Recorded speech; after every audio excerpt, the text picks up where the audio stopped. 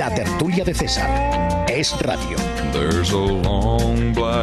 Ayer el Fondo Monetario Internacional hacía público un informe en el cual, después de hablar de que España iba por el buen camino, desencadenaba una sucesión ininterrumpida de advertencias en el sentido de que quedaban reformas por hacer, que había que hacerlas con valentía y que si no la situación iba a ser enormemente difícil. Entre esas reformas hablaba del posible cierre de cajas, de un control absoluto del gasto autonómico que no existía en estos momentos y, por supuesto, de una mayor flexibilidad en el mercado de trabajo. Y hoy el gobierno, presidido por José Luis Rodríguez Zapatero, conseguía sacar adelante su reforma del mercado de trabajo con la abstención de Convergencia y Unión y del Partido Nacionalista Vasco, es decir, del nacionalismo catalán y el nacionalismo vasco. Para hablar de hasta qué punto esta reforma va a ayudar a la economía actual, para hablar de cuál es nuestra situación económica, para hablar de qué puede pasar en un futuro cercano, tenemos esta noche con nosotros a don Fernando Eguidazu, que es vicepresidente del Círculo de Empresarios. Don Fernando, muy buenas noches, muy bienvenido. Buenas noches y muchas gracias. Bueno, estábamos hoy hablando de que el gobierno ha sacado adelante su proyecto de reforma de la negociación colectiva, gracias a esa abstención de Convergencia y Unión y del Partido Nacionalista Vasco, y la primera pregunta que habría que hacer es ¿cuál es su opinión sobre esa reforma? ¿Realmente esa reforma acaba con la rigidez del mercado de trabajo que nos han pedido desde Bruselas al Fondo Monetario Internacional o, por el contrario, se queda corta?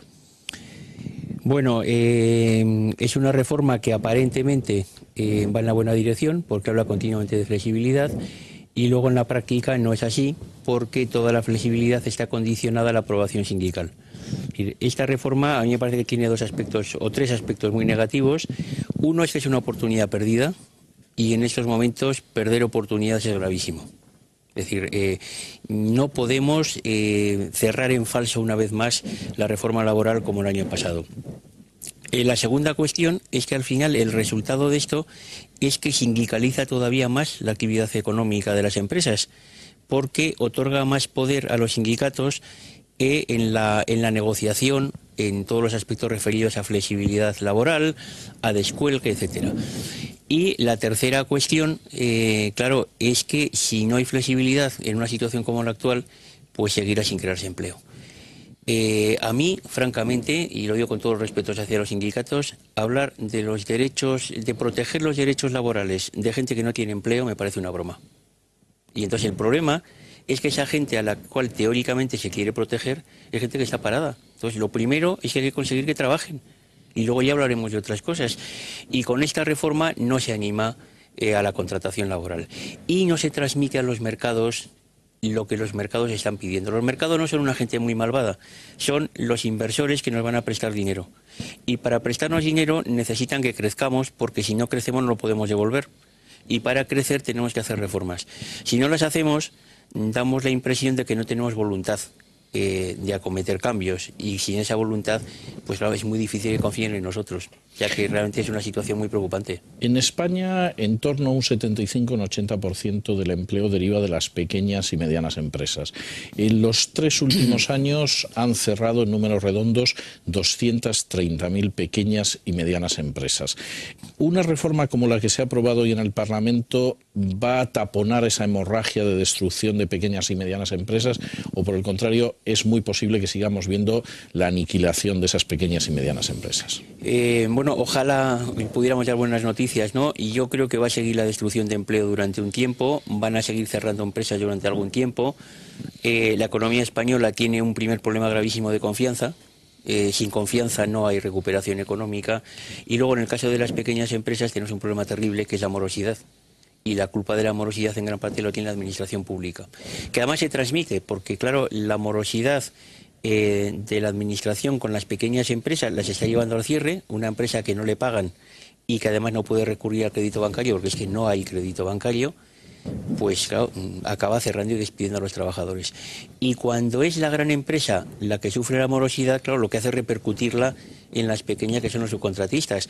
Entonces, entre un mercado laboral muy rígido, una falta absoluta de crédito y una administración pública que no paga, vamos, casi, y perdón la broma, el milagro es que queden todavía empresas pequeñas, ¿no? Seguramente es así. Por cierto, hace unas horas el presidente del Círculo de Empresarios, don Claudio Boada, aseguraba que España está muy cerca del contagio griego. ¿Por qué estaría cerca España del contagio de una situación como la de Grecia? Fundamentalmente por lo que he comentado antes. ¿Cómo nos ven fuera? Es decir, cuando uno oye a los gobiernos extranjeros y cuando lee el documento del fondo, todos empiezan diciendo que hemos hecho reformas en la dirección correcta, eso es verdad, y a continuación dicen que esas reformas son absolutamente insuficientes. Bueno, tenemos tres problemas. Uno, no hay ninguna confianza ni en la veracidad de las cuentas públicas, porque hay una enorme sospecha de que en las comunidades autónomas hay un déficit oculto, ni en la capacidad del gobierno en controlar el gasto de las comunidades autónomas. Eso lo mencionaba el Fondo Monetario Internacional, claro, en su informe de eso es muy grave. Es decir, los gobiernos extranjeros y los mercados han descubierto el sistema autonómico español y han descubierto una cosa que aquí sabíamos ya de hace mucho tiempo, que por razones políticas y por razones de juegos parlamentarios el gobierno es incapaz de controlar el gasto de las comunidades autónomas. Entonces, esa es la primera razón de desconfianza, el volumen del posible déficit adicional. Además alimentado porque si las comunidades autónomas, una buena parte de ellas no dan información, con lo cual, claro, alimentan la sospecha, ¿no? No digo que sea cierto que haya un déficit oculto, pero que haya una sospecha en el extranjero, eso es cierto. El segundo problema es la falta de voluntad política de hacer reformas. Y el tercero es la lentitud exasperante en la reforma del sistema financiero.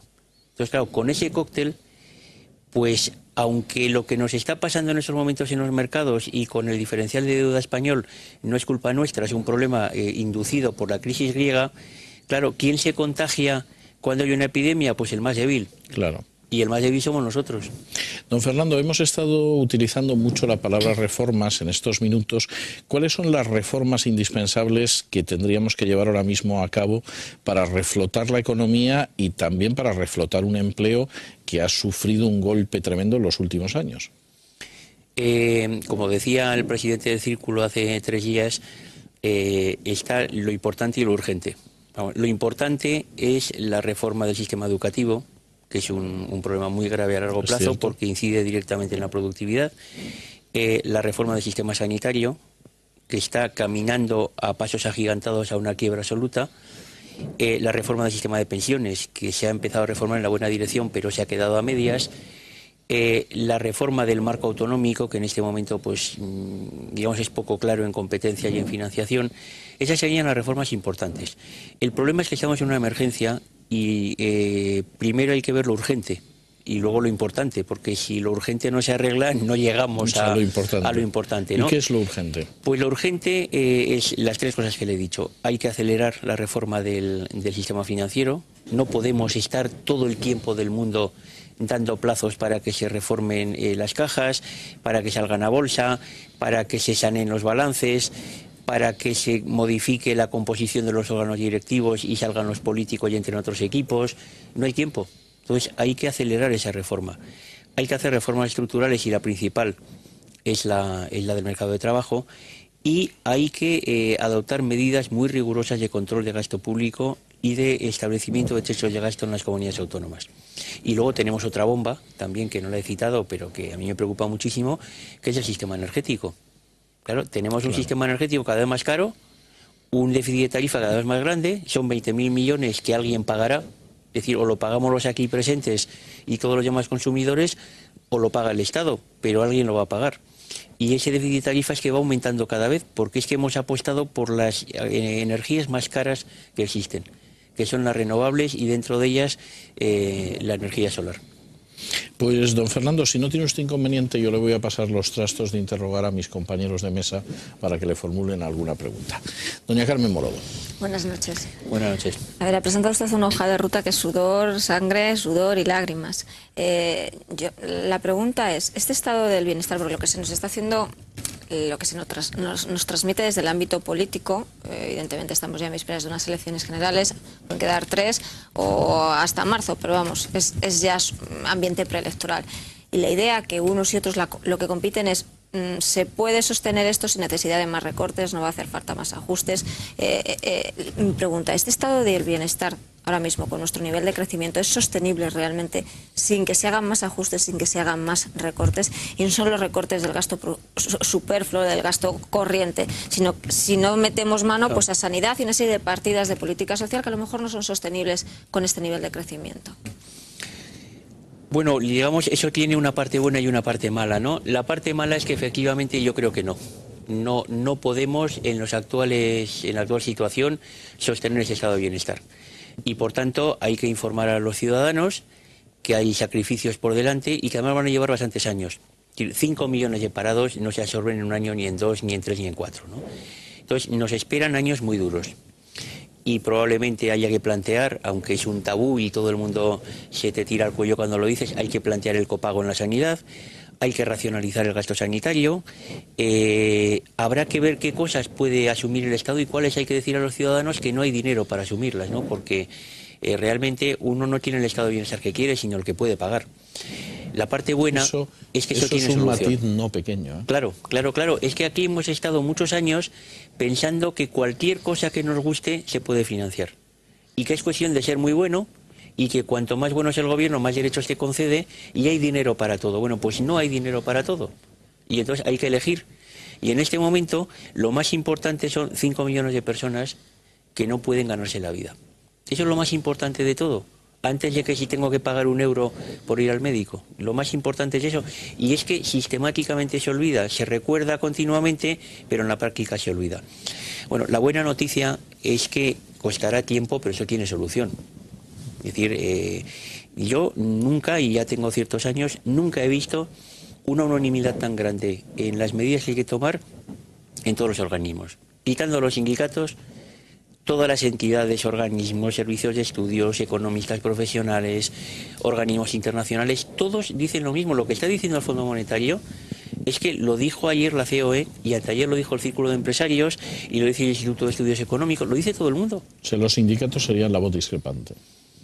Yo creo que tienen un discurso que no está ajustado a la realidad. Yo creo que ellos viven en un mundo en el cual, que es el mundo sindical de los años 50, en el cual era una economía cerrada. Sí, entonces, en esa economía cerrada se podían hacer cosas que en una economía abierta como en la española no se puede. Tú no puedes subir los salarios con la inflación porque nuestra inflación es distinta de la de los demás y con eso pierdes competitividad y acabas con despidos masivos, que es lo que nos pasa. Y así muchas otras cosas, ¿no? Sí, yo estoy totalmente de acuerdo en que estamos en un panorama sindical de los años 50. De los años 50, de antes del plan de estabilización, incluso. Don Luis del Pino. Sí, don Fernando, ha mencionado usted 3 características negativas de la reforma laboral que se pretende aprobar. Yo añadiría una cuarta, y es la fragmentación autonómica de los convenios colectivos. Es decir, no solo no se elimina la negociación colectiva, que es la lacra del pasado, sino que encima ahora se da prevalencia a la negociación colectiva a nivel autonómico sobre la negociación colectiva a nivel nacional. Es decir, se refuerza el control sindical, pero además el control sindical mediatizado por los nacionalistas en las regiones que todos tenemos en mente. ¿Hasta qué punto la fragmentación normativa, es decir, la propia estructura del Estado autonómico, está afectando a la competitividad de las empresas españolas? Y mi pregunta es, ¿no habría que pensar en una racionalización de raíz del Estado autonómico, eliminando esa fragmentación normativa que hace que las empresas no estén sujetas a lo mismo en Madrid que en Barcelona que en Bilbao, que la gente no se pueda trasladarse, no pueda trasladarse de Bilbao a Madrid o de Madrid a Barcelona porque los niños los educan en otro idioma distinto? Es decir, ¿no deberíamos acabar ya con los aspectos negativos del Estado autonómico si queremos competir? Sí, bueno, primero, el hablar de convenios colectivos de nivel autonómico a mí me parece un disparate, sencillamente un disparate. En un mundo global, el que una empresa de Burgos tenga un convenio distinto de una empresa de Vitoria es que es un disparate, porque es que lo que puede tener sentido en los convenios nacionales sectoriales. Es decir, las empresas químicas pues tienen un común denominador y unos intereses comunes. Pero que una empresa, por el hecho de estar localizada aquí o ahí, tenga un convenio colectivo distinto, es irracional en una economía global. Entonces, eso realmente me parece que es retroceder todavía más, ¿no? Del problema de la fragmentación del mercado, pues por supuesto es un problema muy grave, ¿no? No se ve mucho porque es muy difícil cuantificarlo. Es decir, la fragmentación lo que aumenta es lo que los economistas llamamos, o se denomina así, los costes de transacción, ¿no? Es decir, lo que te cuesta las gestiones administrativas. Cada vez que te fragmentan el mercado, en el sentido de que tienes que negociar una cosa con 17 autonomías, son 17 trámites, 17 informes jurídicos, 17 periodos. Luego resulta que las normas de fabricación y los estándares son distintos. Entonces lo que fabricas para un mercado no vale para el otro porque los requerimientos son distintos, el etiquetado es distinto. Bueno, no hay en España todavía ningún estudio que diga esto qué coste tiene, pero lo tiene, y muy grande, porque hay muchas empresas que han renunciado a fabricar para el mercado español. Hay un estudio de la OCDE de hace 6 o 7 años que lo que cuantificaba es el coste de la reglamentación global en las empresas. Y lo cuantificaba en el caso español en 5,6 puntos de PIB, cuando Finlandia el coste del marco regulatorio es el 1,7. Bueno, como no somos muy distintos de los finlandeses, pues hay que esperar o hay que suponer que la diferencia es un dinero perdido, lo cual significa que hay 4 puntos de PIB de coste simplemente por la mala regulación. Y la fragmentación autonómica tiene mucho que ver en esto, porque gran parte de esa legislación es absolutamente innecesaria. Don Uriel Macías. Buenas noches. Buenas noches. Yo suscribiría una gran parte de las cosas que ha dicho, yo creo como casi todos los que estamos en esta mesa, necesidad de reforma laboral, el coste enorme o el sobrecoste que supone una España con normativas autonómicas muy diferenciadas, las deudas de las autonomías y de las administraciones, los sindicatos obsoletos y lo peor no es que estén obsoletos, sino que el gobierno los considere interlocutores a los que hay que escuchar. Yo creo que aún más grave que el que estén obsoletos es que alguien los escuche y alguien con responsabilidades.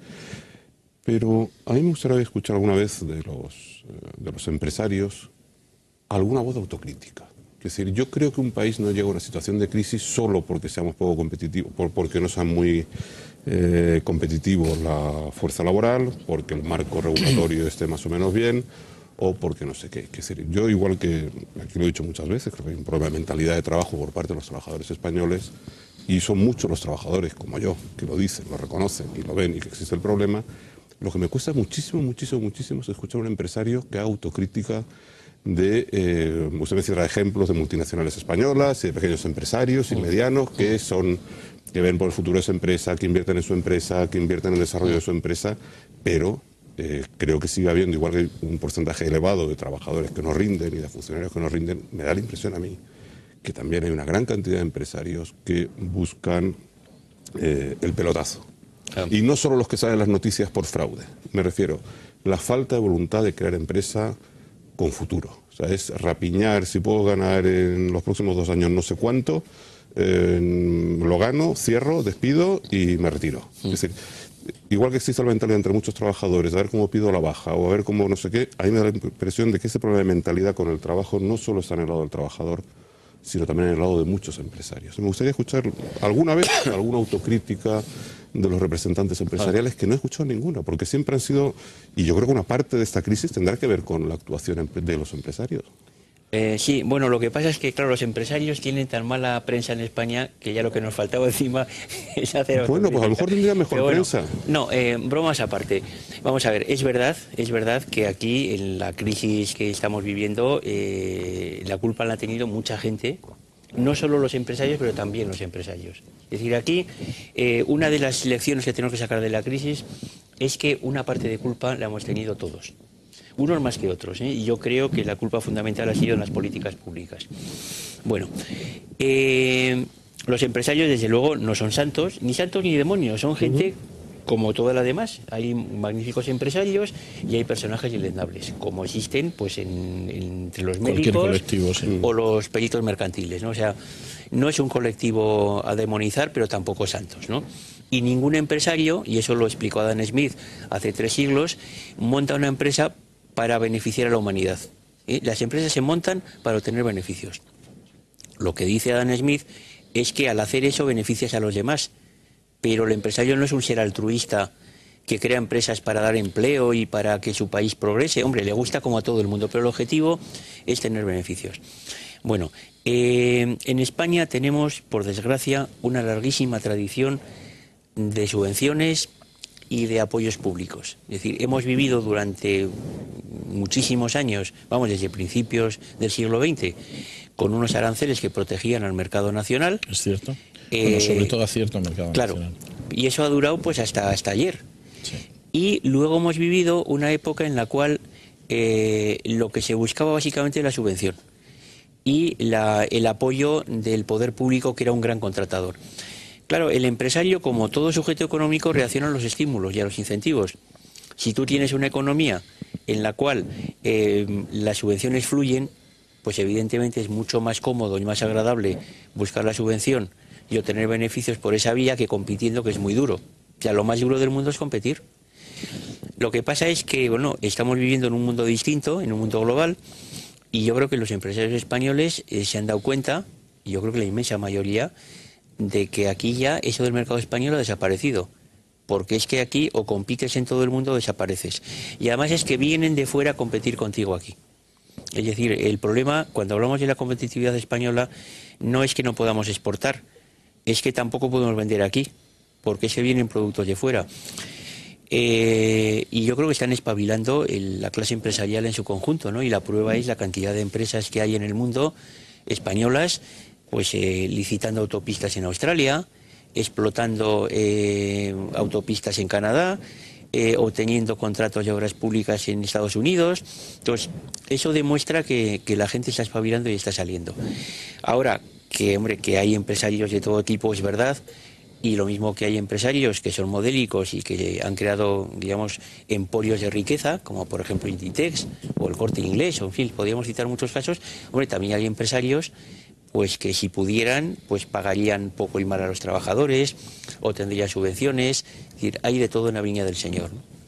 O sea que, vamos, yo es lo más que puedo... No, yo es que creo que el mismo tema que la competitividad es un problema, y en partes por la fuerza laboral, me parece que también hay un problema paralelo en la mentalidad empresarial, que es, yo creo en el fondo del fracaso de España con el trabajo y con la industria, por ejemplo, tiene que ver con la mentalidad del trabajador y con la mentalidad empresarial.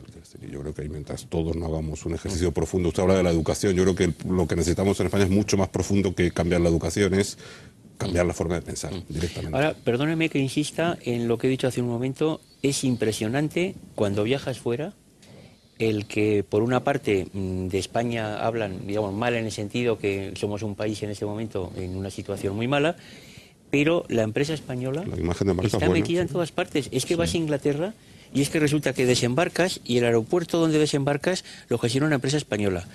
Coges una línea de metro y lo gestiona una empresa española. La electricidad que consumes en ciertas zonas de Inglaterra lo hace una empresa española. Vas por la calle y ves una tienda de Zara. Eso en Londres, pero es que vas a Sudamérica y es igual. Y vas a Estados Unidos y es igual. Y vas a Australia y hay tiendas españolas. Y generalmente las empresas españolas funcionan muy bien cuando el trasfondo en el que se mueven no es el español. Claro, es que en Inglaterra no hay 17 comunidades autónomas, por ejemplo. Y hay un mercado laboral flexible, sí. Hay un sistema financiero ágil, hay una reglamentación, y eso que Inglaterra tampoco es un ejemplo maravilloso, pero bueno, y en Estados Unidos, ¿qué vamos a contar? O en Australia o en otros países, ¿no? Es cierto. Entonces es curioso eso, que aquí en España las empresas tienen muy pocos beneficios y en cambio fuera, por eso las empresas del IBEX ganan mucho, porque tienen más de la mitad de su negocio fuera de España. Don Fernando, yo tengo que darle las gracias por haber estado con nosotros esta noche, y yo tengo la costumbre de que aquellas personas que como usted tienen la gentileza de venir aquí y someterse al chaparrón de preguntas, les regalo uno de mis libros. Siempre hago la salvedad de que no están obligados a leerlo. En su caso he escogido La ciudad del azar, que en buena medida explica cómo puede haber un Estado muy rico que se acaba arruinando porque no sabe llevar bien sus cuentas, entre otras cosas porque gasta más de lo que debe y porque además gasta sin tino. Pero en fin, no le quiero tampoco desvelar el tema. Muchísimas gracias por haber estado con nosotros y muy buenas noches. Pues muchas gracias a usted, y yo había venido sobre todo porque sabía que me iba a regalar un libro. Bueno, cuánto lo celebro, cuánto lo celebro. Muchas gracias.